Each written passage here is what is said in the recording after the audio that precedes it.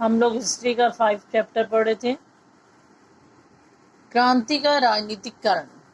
भारतीय सत्ता पूर्ण रूप से अंग्रेजों के हाथ में थी, परंतु समय समय पर कुछ साहसी शासक इसके विरुद्ध हथियार उठा लेते थे। यद्यपि कहने को संपूर्ण शासन पर अंग्रेजों का अधिकार था, परंतु भारतीय शासन दिल्ली के बादशाहों के नाम पर चलता था। अंग्रेजों द्वारा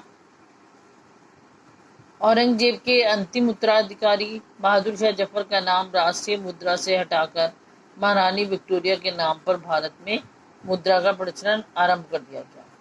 अब उन्होंने क्या बताया इसमें,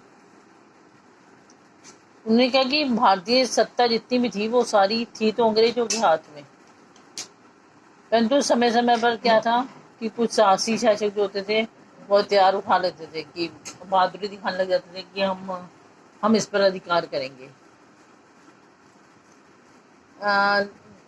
था तो वहां पर अंग्रेजों का पूरा अधिकार,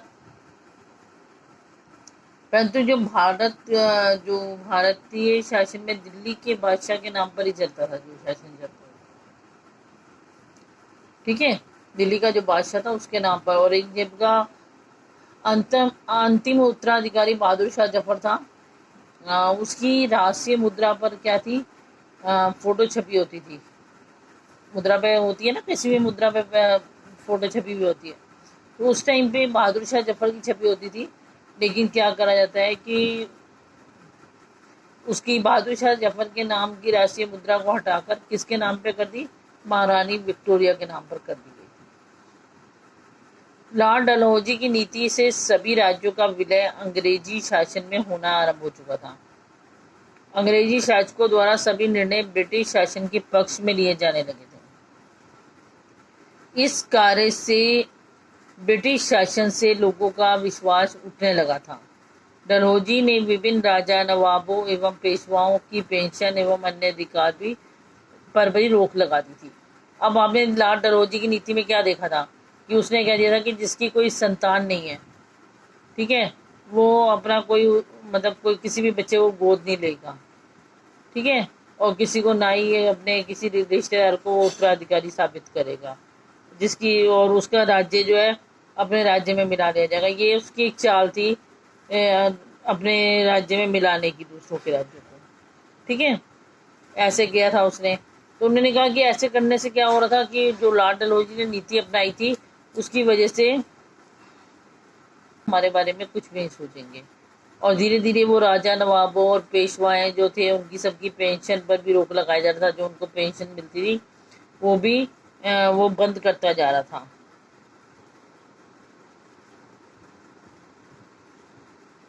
अपनी गलत नीतियों के तहत डलहौजी ने अवध पर अधिकार के बाद युद्ध में लड़ने वाले सैनिकों को पदमुक्त कर दिया। उसके आगामी जीवन के लिए रोजगार के किसी साधन की व्यवस्था नहीं थी। अब उन्होंने कहा कि अपनी गलत नीतियां अपनाते हुए उन्होंने कहा कि उन्होंने अवध पर भी जब अधिकार करा तो जितने भी वहाँ सैनिक थे उसमें सैनिक जो थे उन सबको उनके पदों से हटा दिया और उनके लिए किसी भी साधन की व्यवस्था नहीं की। अतः पूर्ण शोषण, दोहन और भूमि के अधिग्रहण आरंभ हो गया। गांव के भोले किसानों के मन में भी विद्रोह हिलोरे मारने लगा। अब उन्होंने कहा कि जब उनसे उनकी नौकरियां छीन ली गई और उनके लिए किसी भी रोजगार की व्यवस्था नहीं की गई और सैनिकों को भी में भी क्या हुआ, घृणा उत्पन्न हो गई इससे। और जमींदारी जो प्रथा थी उसमें जाने जाने अनजाने काश्तकारों का भी शोषण हो रहा था। मतलब जमींदारी प्रथा के अनुसार उनसे क्या था, चाहे उनके सामने कोई भी परेशानियां हो लेकिन उनसे कर लिए बिना उन्हें नहीं छोड़ा जाता था, उन्हें भूमि कर देना ही पड़ता था। तो इससे क्या था, चाहे वो काश्तकार थे, चाहे किसान थे, चाहे सैनिक थे, सबके मन में घृणा उत्पन्न हो रही थी। किसके प्रति? अंग्रेजों के प्रति। भारतीय जनमानस के प्रति अंग्रेजों का घृणापूर्ण व्यवहार एवं उन्हें निम्न स्तर का प्राणी समझकर उनसे गुलामों जैसा व्यवहार करना भी इस विद्रोह का मुख्य कारण बना। ठीक है, अब वो क्या बता रहे हैं कि क्या था, अंग्रेजों का को घृणापूर्वक देखा जाता था, उनको नीचे स्तर का माना जाता था, उनसे गुलामों जैसा व्यवहार किया जाता था। ठीक है, वो भी इस घृणा का मतलब इस विद्रोह का मुख्य कारण बन गया, क्योंकि लोगों के साथ जब ऐसा व्यवहार किया जाएगा, उनसे घृणा की जाएगी, उनको नीचा समझा जाएगा, तो ऐसे में क्या था, उसके मन में भी क्या आ रहा था, उसके मन में भी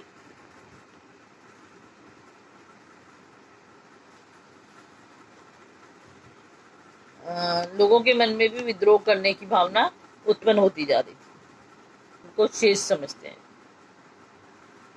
अब उन्होंने कहा कि भारतीय जो हैं, भारतीय इतने शिक्षित नहीं होते थे, अंग्रेज ज्यादा शिक्षित होते थे, तो उन्हें अशिक्षित होने की वजह से वो उन्हें हीन समझते थे, अपने से नीचा समझते थे। ठीक है, और जो भारतीयों से स्वयं को ज्यादा ऊंचा समझते थे वो लोग। अंग्रेज अंग्रेजी की शिक्षा दिलाकर भारतीयों को ईसाई बनने के लिए प्रेरित करने लगे, और उन्होंने अंग्रेजों ने क्या कहा कि जितने भी भारतीय हैं इनको अंग्रेजी शिक्षा दिलाई जाए और इन्हें ईसाई बनाया जाए। रेल के आरक्षित एवं प्रथम श्रेणी के कोच में सफर करने का अधिकार केवल अंग्रेजों को था। भारतीयों के लिए निम्न कोटि के कोच की व्यवस्था की गई।